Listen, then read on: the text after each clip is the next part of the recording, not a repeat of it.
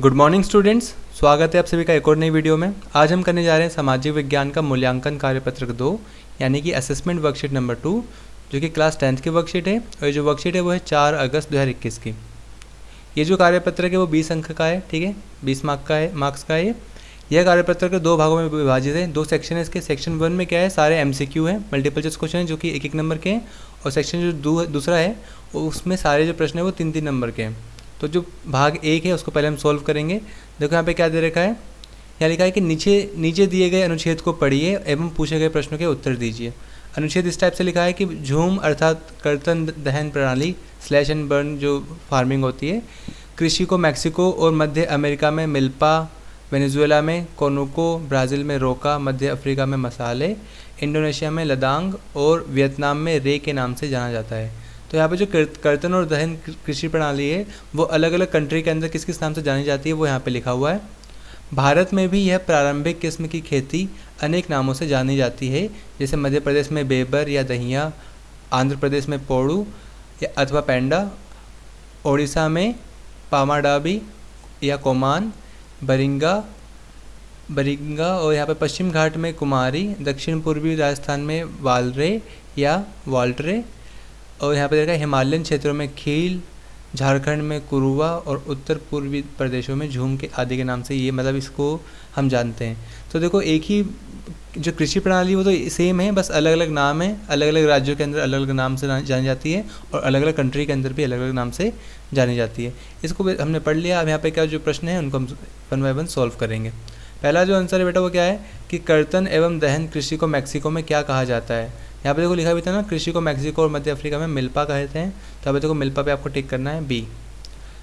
प्रश्न 2 है, यहाँ पे लिखा है कि झूम किस प्रकार की कृषि है, सघन निर्वाह कृषि है, रोपण कृषि है या प्रारंभिक कृषि का प्रकार है या वाणिज्यिक कृषि है। तो ये प्रारंभिक कृषि का एक प्रकार है, तो आपको सी पे टिक करना है। क्वेश्चन नंबर 3 यहाँ पे देखा है, झारखंड में झूम को किस नाम से जाना जाता है। तो देखो झारखंड में कुरुवा के नाम से जाना जाता है, यहाँ लिखा भी है। तो यहाँ पे ए का जो ए ऑप्शन है कुरुवा, उस पर क्या करना है, टिक करना है। प्रश्न 4 जो है यहाँ पे लिखा है, निम्नलिखित में से किन राज्यों में झूम की खेती की जाती है, मध्य प्रदेश, आंध्र प्रदेश या उड़ीसा। याद रखना तीनों के अंदर की जाती है, बस नाम अलग अलग है। तो यहाँ पे याद रखना ये सभी, ठीक है। 5वां जो प्रश्न यहाँ पे लिखा है कि दिए गए अनुच्छेद के अनुसार निम्नलिखित में से किस देश में झूम की कृषि नहीं की जाती है, झूम की खेती नहीं की जाती। वेनेजुएला में होती है, वियतनाम में भी होती है, इंडोनेशिया में भी होती है, जापान के अंदर नहीं होती। तो जापान पे आपको टिक करना है। तो इसका आंसर जो जितने भी MCQs थे वो हमने सॉल्व कर लिए, उनके आंसर हमने फाइंड कर लिए। आगे देखो भाग 2 दे रखा है। भाग 2 के अंदर हमें जितने भी प्रश्न दे रखे हैं उनके हमें जो आंसर देने हैं वो थोड़े डिटेल में देने हैं, थोड़े संक्षेप में देने हैं। यहाँ लिखा है पहला प्रश्न यहाँ पे, ऊर्जा संसाधनों के संरक्षण के कोई 3 उपाय लिखिए। 3 हमें उपाय लिखने जिससे ऊर्जा का संरक्षण हो सके। तो इसका आंसर आप यहाँ से देख के लिख सकते हो बेटा। घर में ऊर्जा संरक्षण के उपाय लिख सकते हो या सिर्फ लिख सकते हो ऊर्जा संरक्षण के उपाय, यहाँ से लेके यहाँ तक। यहाँ पे आपको 3 लिखना है, आपको जो सूटेबल लग रहा है। जैसे हमारा पहला लिखा है कि जब उपयोग में ना हो बल्ब बुझा दें, तो ये पहला उपाय हो सकता है। ट्यूबलाइट, बल्बों तथा अन्य उपकरणों पर जमी हुई धूल को नियमित रूप से साफ करें, दूसरा उपाय हो सकता है। हमेशा ISI मोहर लगे बिजली उपकरणों और साधनों का प्रयोग करें, ये तीसरा उपाय हो सकता है। ठीक है, तो आप इसमें से ये जो रिमेनिंग 2 है आप उसमें से भी कोई सा एक चूज़ करके लिख सकते हैं। ऊर्जा बचाने के लिए LED बल्ब का प्रयोग करें, ये भी एक अच्छा उपाय है, वो आप लिख सकते हो। ठीक है, तो ये तो हो गया क्वेश्चन नंबर 6। 7वां क्वेश्चन दे रखा था बेटा, कृषि के विभिन्न प्रकारों का संक्षेप में वर्णन कीजिए। अब देखो ये जो कृषि के प्रकार है ना, हमने पुरानी वर्कशीट में कर रखे हैं, तो इसको हम डायरेक्टली उसी वर्कशीट से कर सकते हैं। देखो यहाँ लिख सकते हो कि कृषि के विभिन्न प्रकार हैं, ये लिख देना आप। और पहला लिख देना प्रारंभिक कृषि, ठीक है, फर्स्ट, जो कि आपको यहाँ से शुरू करनी है और पूरा आपको यहाँ तक लिखनी है सिर्फ। ठीक है, प्रारंभिक कृषि यहाँ तक लिख देनी है। उसके बाद जो सेकंड लिखना गहन निर्वाह कृषि, जिसको आपको पूरा लिखना है यहाँ से लेके यहाँ तक। वाणिज्यिक कृषि की बात करें बेटा तो वो यहाँ से मतलब फर्स्ट यहाँ से शुरू होगी और यहाँ से यहाँ तक ही लिखना है आपको वाणिज्यिक कृषि। और रोपण कृषि को आपको यहाँ से लेके यहाँ तक लिखना है। इस तरह से सारी कृषि के जो प्रकार है वो आपको यहाँ पे लिख देने। आगे बढ़ते हैं।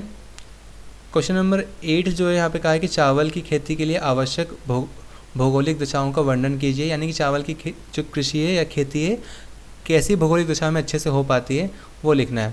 तो इसका आंसर आप यहाँ से देख के लिख सकते हैं।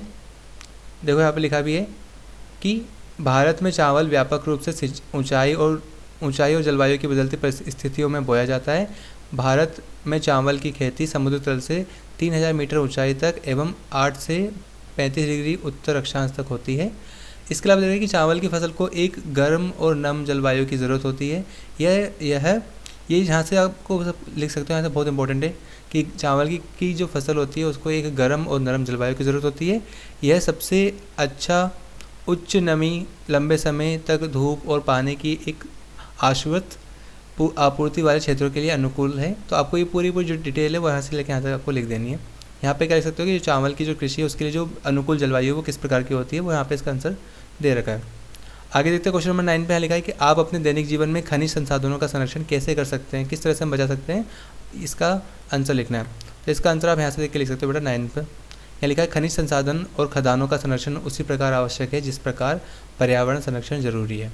हमें दैनिक जीवन में निम्न प्रकार से संसाधनों का संरक्षण कर सकते हैं। ठीक है, अब किस तरीके से करते हैं? पहला कि खनिज संपदा का नियंत्रित उपयोग करके, खनिज को बर्बाद होने से बचाकर, कोयला, पेट्रोल आदि खनिज ईंधनों का प्रयोग कम करके, और चौथा तरीका है कि खनिजों के उपयोग के बाद जो स्क्रैप बचता है उसको हम फेंके ना, उसका बार बार दोबारा से पुनः उपयोग कर सकें। तो इससे क्या होगा, इससे हमारे जो खनिज संसाधन है वो बच जाएंगे। जो उसके बाद हमें दे रखा है बेटा, लास्ट का क्वेश्चन है वो लिखा है कि भारत की किसी एक रबी फसल पर संक्षिप्त निबंध लिखिए। अब देखो रबी फसल में ये जो क्वेश्चन है बेटा वो पुराने वर्कशीट में भी था। रबी फसल की हम बात करें तो बेटा रबी फसल में हम आते हैं, सबसे जो मेन फसल है हमारी वो है गेहूँ। गेहूँ एक रबी फसल है, तो आपको गेहूँ पर ही क्या लिखना है, एक संक्षिप्त निबंध लिख सकते हो। ये आपके पुराने वर्कशीट में भी था, आप चाहो तो वहाँ से भी लिख सकते हो या तो आप यहाँ से भी लिख सकते हो। देखो क्वेश्चन नंबर 10 लिख देना, ऊपर गेहूँ या रबी फसल, यहाँ से शुरुआत करना। हमारे देश का गेहूँ की खेती और उत्पादन में प्रमुख स्थान है, यहाँ पे वही वाला ऑप्शन आंसर है, यहाँ तक लिखना। इसके बाद आगे देखो इसका थोड़ा सा पार्ट नीचे भी दे रखा है, इसको भी आपको लिख देना है कि गेहूँ के बीज अंकुरण के लिए 20 से 25 डिग्री सेंटीग्रेड तापमान उचित रहता है। आपको यहाँ से लेकर यहाँ तक भी है शॉर्ट नोट में लिख देना है गेहूँ के ऊपर। तो भारत की एक रबी फसल का भी आपको इस तरीके से कर देना है। इस तरह से सारे क्वेश्चन बेटा सोल्व हो रहे हैं। कोशिश ये करना कि सारे क्वेश्चन पहले तुम खुद से सोल्व करो। अगर आपको खुद से आ गए अच्छे से सोल्व करने तो आपको ज़रूरत ही नहीं पड़ेगी वीडियो की। पर अगर आपको हल्का सा भी डाउट है, आपको अगर थोड़ा सा आइडिया लेना है तो ये वीडियो देख सकते हो। तो अगर वीडियो पसंद आए तो वीडियो को लाइक करना, और हम सारे वर्कशीट के सोल्यूशन टाइम से पाने के चैनल को सब्सक्राइब भी कर लेना। मिलते हैं अगली वीडियो में, तब तक के लिए stay safe and keep learning.